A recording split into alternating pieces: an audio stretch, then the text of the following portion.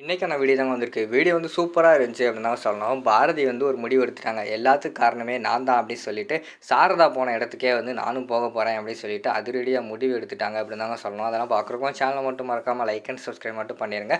First எடுத்த உடனேயுமே வந்து அழகர், தர்மலிங்கம் 2 பேருமே பேசிக்கிட்டு இருக்கிற மாரி தான் காட்டிக்கிட்டு இருக்காங்க. அப்போ வந்து தர்மலிங்கம் வந்து சொல்றாங்க, "யோவ்! என் மக வந்து மாசமா தானே இருக்கா. குழந்தை இன்னும் பிறக்கலையே. குழந்தை பிறக்க விடமாட்டேன்." அப்படிங்கிற மாரி சொல்லிட்டு இருக்காங்க.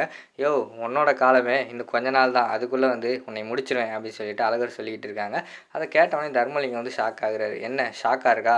இன்னும் கொஞ்ச நாள்ல நீ எவ்வளோ சந்தோஷமா இருக்க முடியுமோ இருந்துக்கோ. எவ்வளோ சிரிக்க முடியுமோ சிரிச்சுக்கோ. எவ்வளோ சாப்பிட முடியுமோ சாப்பிட்டுக்கோ. அதுக்கடுத்து இதெல்லாம் உன்னால பண்ணவே முடியாது. அதுக்கடுத்து நீ சிரிப்ப.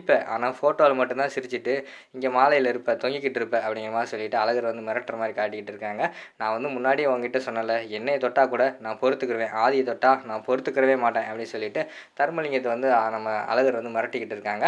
அடுத்த சீனில் பார்த்துக்கிட்டோம்னா, பாரதி வந்து ரொம்ப ஏங்கி ஏங்கி அழுதுகிட்டு இருக்காங்க. எல்லாத்துக்குமே காரணம் நான் தான். என்னால தான் வந்து சாரதா அம்மா வந்து இறந்துட்டாங்க. நான் வந்து ஆதியோட மூஞ்சில வந்து எப்படி முழிப்பேன்? என்ன பண்ணுவேன்? அப்படின்னு சொல்லிட்டு அவங்க ஒரு பக்கம் அழுதுகிட்டு இருக்கிற மாரி காட்டுறாங்க. சுத்தி வந்து லட்சுமி, பாட்டி, அதுக்கடுத்து பவித்ரா எல்லாருமே உட்காந்து ஆறுதல் சொல்லிக்கிட்டு இருக்காங்க. "ஏய் விடு, நீ என்ன பண்ணுவ? அவ வந்து ஏதோ தெரியாம முடிவு எடுத்துட்டா. அதுக்காக நீ எதுக்கு அழுதுகிட்டு இருக்க?" அப்படிங்கிற மாரி பாட்டி சொல்றாங்க. "இல்ல பாட்டி, எல்லாத்துக்குமே காரணம் நான் தான். ஆதி வந்து என்கிட்ட முன்னாடியே சொல்லுவாரு, உன்னோட முன்கோபத்தால நீ வந்து சீரழிய போற, நீ கஷ்டப்பட போற அப்படின்னு சொல்லிட்டு என்கிட்ட வந்து பலமுறை வந்து அவர் சொல்லியிருக்காரு. நான் தான் கேட்கவே இல்லை. இப்போ என்னோட முன்கோபத்தால் நான் தான் கஷ்டப்பட்டுக்கிட்டு இருக்கேன். ஆதி வந்து அவங்க அம்மாவை இழந்திருக்காங்க. நான் வந்து ஆதி இழந்திருக்கேன். நான் வந்து கடைசி வரைக்கும் தனியாக தான் இருக்கணும். எனக்கும் ஹஸ்பண்டுக்கும் ஆகாது போல அப்படி இப்படின்னு என்னமோ சொல்ல ஆரம்பிச்சிடுறாங்க. "ஏய் ஏன்டி இப்படியெல்லாம் பேசிக்கிட்டு இருக்க? பேசாம இருடி." அப்படிங்கிற மாதிரி சொல்லிட்டு பாட்டி வந்து சொல்லிட்டு இருக்காங்க. "இங்கே பாரு, ஆதி வந்து எங்கேயோ போயிருக்காருன்னு சொன்னார். கூடிய சீக்கிரம் வந்து உன்னை தேடி வருவார். நீ ஒன்றும் கவலைப்படாத." அப்படிங்கிற மாதிரி சொல்லிட்டு லட்சுமி சொல்கிறாங்க.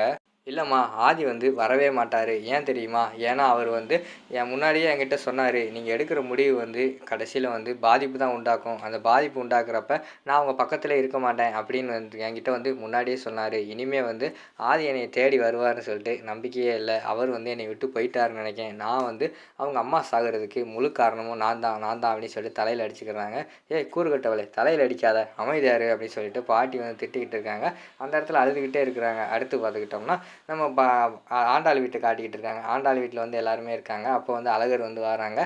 அழகர்கிட்ட வந்து கேட்குறாங்க, "என்னப்பா, ஏதாவது வந்து தகவல் கிடைச்சதா? ஆதி எங்கே போயிருக்கான்? எங்கே வந்திருக்கான்னு?" சொல்லிட்டு பாட்டி வந்து கேட்குறாங்க. "இல்லை பாட்டி, எனக்கு தெரியல. அவன் எங்கே போனான்? எங்கே வரான்? எதுவுமே தெரியல." அப்படிங்கிற மாதிரி சொல்லிக்கிட்டு இருக்காங்க. லட்சுமி வந்து சொல்கிறாங்க, "இல்லை தம்பி, அவங்க வந்து காசிக்கு தானே போயிருக்கேன்னு சொன்னாங்க. கூடிய சீக்கிரம் வந்துடுவாங்க." அப்படிங்கிற மாதிரி சொல்லிக்கிட்டு இருக்காங்க. "இல்லை அத்தை, நீங்கள் நினைக்கிற மாதிரி கிடையாது ஆதி. ஆதி வந்து எந்த நேரத்தில் என்ன செய்வான்னு யாருக்குமே தெரியாது. அதனால் அவன் இங்கே வருவானா, வரமாட்டானா, எங்கே இருக்கான், எப்படி இருக்கான், எதுவுமே யாருக்குமே தெரியலை." அப்படிங்கிற மாதிரி சொல்லிக்கிட்டு இருக்காங்க. "ஏய் என்னப்பா இப்படி சொல்லிக்கிட்டு இருக்க?" அங்கே பார்த்துக்கிட்டோம்னா பாரதி வந்து ஏங்கி ஏங்கி அழுதுகிட்டு இருக்கா அப்படிங்கிற மாதிரி சொல்லிக்கிட்டு இருக்காங்க. "என்ன பண்ணுறது, எல்லாத்துக்கும் காரணம் அவங்க தானே, அதுக்கு மேலே என்ன பண்ண முடியும்?" அப்படின்னு சொல்லிட்டு அழகர் வந்து சொல்லிக்கிட்டு இருக்காங்க. உடனே ஆண்டாள் வந்து சொல்கிறாங்க, "ஏய் இங்கே பாரு, எதுக்கு எடுத்தாலும் வந்து பாரதியவே வந்து குத்த சொல்லிக்கிட்டு இருக்காத. அவள் என்ன பண்ணுவா, ஏதோ கோவத்தில் பண்ணிட்டா, அதுக்காக வந்து என்ன ஆனாலும் சரி அவளையும் ஆதியையும் சேர்த்து வைக்கணும்." அப்படிங்கிற மாதிரி சொல்லிக்கிட்டு இருக்காங்க. "ஏய் நீ என்னடி இங்கே வந்து பேசிக்கிட்டு இருக்க, நீ போ உங்கள் அப்பா கூட போய் பேசு." அப்படிங்கிற மாதிரி சொல்லிட்டு அழகர் வந்து சொல்கிறாங்க, "அதானே பார்த்தேன், எங்கள் அப்பாவை சொல்லலாம் உங்கள் யாருக்குமே தூக்கம் வராது." அப்படின்னு சொல்லிட்டு அந்த இடத்துல வந்து ஆண்டாள் வந்து கோவப்பட்டு போயிடுறாங்க. அடுத்த சீனில் வந்து நம்ம பாட்டி எல்லாருமே முடிவு எடுக்காங்க, நம்ம பேசாமல் சென்னை போயிடுவோம். ஆதி வந்து காசிக்கு போயிட்டு சென்னைக்கு வந்திருந்தா என்ன பண்ணுறது, இங்கே வர்ற மாதிரி தெரியலை. ஏன்னா வந்து பாரதி மேலே கோவமாக இருப்பார். அதனால் நம்ம போய் ஆதியையும் பாரதியும் சேர்த்து வைப்போம் அப்படிங்கிற மாதிரி சொல்லிக்கிட்டு இருக்காங்க. உடனே அழகர் வந்து சொல்கிறாரு, "நான் எப்படி வந்து அவனோட மூஞ்சியில் முழிப்பேன்? அவன் இங்கே எதுக்கு வந்தான் தெரியுமா? என்னோடய வாழ்க்கையை வந்து சரி பண்ணி கொடுடா அப்படின்னு சொல்லிட்டு தான் இந்த இடத்துக்கு வந்தான். ஆனால் நான் எதுவுமே பண்ணலை. எனக்கு ரொம்ப கஷ்டமாக இருக்குது. அப்போவாவது அவன் வாழ்க்கையை சரி பண்ணி கொடுன்னு சொல்லிட்டு இங்கே வந்தப்போ அவங்க அம்மா உயிரோடு இருந்தாங்க. இப்போ அவன் இங்கேருந்து போகிறப்ப அவங்க அம்மா உயிரோட இல்லை, அவன் வாழ்க்கையும் சரியா இல்லை. என்னை நம்பி வந்தவனை இப்படி வந்து தனியாக அனுப்பிச்சிட்டோமே அப்படின்னு சொல்லிட்டு எனக்கே குற்ற உணர்ச்சியாக இருக்குது." அப்படிங்கிற மாதிரி சொல்லிக்கிட்டு இருக்காங்க. "அதுக்காக வந்து ஆதியும் பாரதியும் சேர்த்து வைக்காமல் இருக்க முடியுமா? ஏதாவது பண்ணி அவங்க 2 பேர்த்த சேர்த்து வச்சுருவோம்." அப்படின்னு சொல்லிட்டு அந்த இடத்துல பாட்டி எல்லாருமே யோசிச்சுக்கிட்டு இருக்கிற மாதிரி தான் காட்டுறாங்க. சரி, நாளைக்கு வேணால் கிளம்புவோம் அப்படின்னு சொல்லிட்டு அவங்க முடிவு எடுத்துட்டாங்க. அங்கிட்டு பார்த்தா தமிழ் வந்து சாப்பிடாம கொள்ளாமல் உட்காந்து அழுதுகிட்டு இருக்காங்க. பாரதி வந்து சாப்பாடெல்லாம் எடுத்து கொடுக்காங்க.